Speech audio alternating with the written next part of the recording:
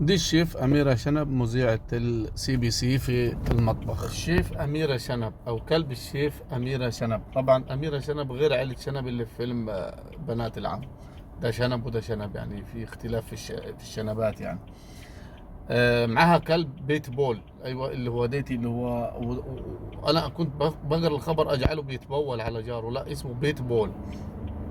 المهم طال عمرك الكلب شرس جدا، والنوعيه من الكلاب دي شرسه جدا. فجارهم واحد اسمه محمد الماوت ساكن فوق كده، ففي الطالعه والنازله الكلب ايه، تعبه يعني زقيل مرار بمعنى بالكلام الصعيدي بتاعنا.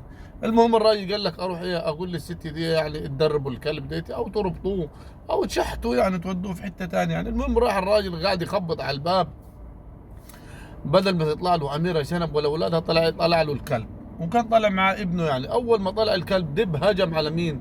على محمد الماوي. ده كان معاه ابنه، فهو ما يحاوط على ابنه، فالكلب عضه في ايده وفي رجله. المهم ظبط الراجل، ما قصرش مع الراجل، قاعد ياكل هنا ويعضعض ومش عارف ايه، وقطع له اوتار وقطع له الراجل اغمى عليه وخدوه على المستشفى. في المستشفى طال عمرك اول ما راحوا كان عامل عمليه، عاوز عمليه حاجه، لقى العصب بدال اللي اتقطع ديتي من رجله يحطوه في دراعه. اول ما ادوا له حقنه البنج اغمى عليه وقلبه توقف. له اصلا كان مغمى عليه، قلبه توقف 30 دقيقه. فاجلوا العمليه والحمد لله رجع للحياه تاني، يعني من القلب واشتغل تاني، ولكن اجلوا العمليه لاجل غير مسمى. السؤال هنا مين اللي هيتعاقب؟ اميره شنب ولا الكلب؟ طب الراجل ده يعني ليه الكلاب المفترسه دي تتحط في حديقه، تتحط في هني وتكون مربوطه؟